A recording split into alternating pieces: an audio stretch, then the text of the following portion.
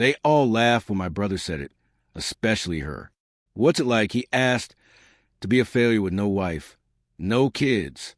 That was his toast at our parents' anniversary party, surrounded by relatives whose mouths were full of wine and cheap amusement. I raised my glass, smiled, and replied, "What does it feel like to know that this failure is the one who's been paying your bills?" The laughter stopped. The room fell quiet. Once, my name was the silent strength that held this family up. The oldest, the one who broke free, built something. I started the tech company they now casually call his, as if his name on a company car came from anything other than nepotism. Adam, my younger brother, the golden boy, charming, careless, clever in a shallow way, the kind of person who succeeds because someone else cleans up after him. That someone was me, and her, Sophia, my ex-wife, 12 years together. She was beauty, she was sharp, and when we met, I thought she was the kind of woman who understood silence just as much as sound. I was wrong. For years, I funded Adam's failed businesses, paid for his lifestyle.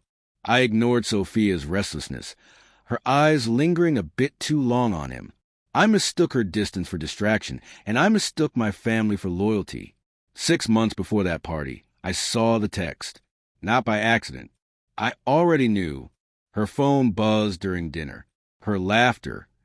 Then the flicker of guilt in her eyes. I waited until she showered, and then I checked. Asterisk, you free tonight? He's traveling again.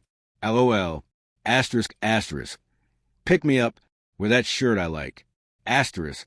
It wasn't shock I felt. It was just a cold stillness. Precise, calculated. I didn't confront her then. Not that night, not the next. I let her believe I hadn't seen it. That was a first step. The power of silence is that it makes people think they've won. And those who think they've won make mistakes. I quietly untied every knot they'd never noticed. Adam's name on the company letterhead? Mine.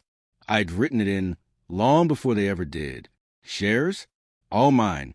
Legal protections? Ironclad. I moved money, slowly, carefully, quietly. Set up a new firm offshore.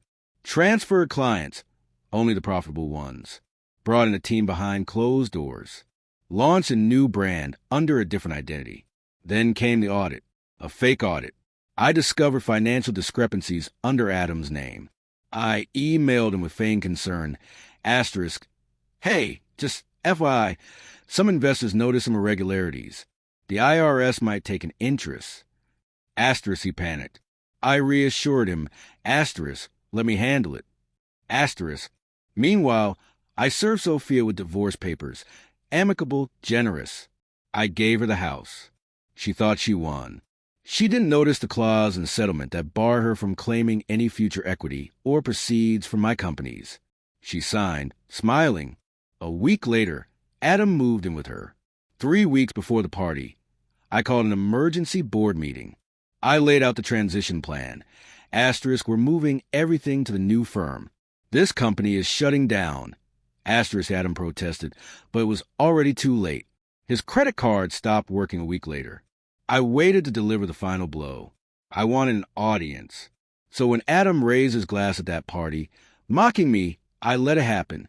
I let them all laugh. Uncles, aunts, cousins, the echo of their betrayal bouncing off the champagne flutes. Then I dropped it. What does it feel like? I asked coolly, to know this failure is going to stop paying your bills? The room went silent. I pulled a napkin from my pocket and unfolded it. A printout of a foreclosure notice. Adam's apartment. Purchased under a business lease in my name. Effective next week. You'll want to find another couch, Sophia. And then I walked out. The next day, Adam came to my office, rage and desperation in his eyes. Hollow pride. You ruined me. I looked up calm. No, you did. I just stopped covering it up. You think you're better than me, he spat. No, I said. I know I am. Sophia tried calling that night. Left a message. Asterisk. You didn't have to humiliate us. Asterisk. I didn't reply. There's power in silence. Now it's quiet. I work from a smaller office. Fewer people, more peace. The new company is thriving. Clean books. Loyal staff. I don't miss the noise or the lies. They tried to paint me as the villain for walking away. But here's the truth. I didn't start the fire. I just stopped holding the water hose. And the thing about betrayal is, it always burns the ones who lit the match. So no, I don't have a wife. I don't have kids. But I have peace.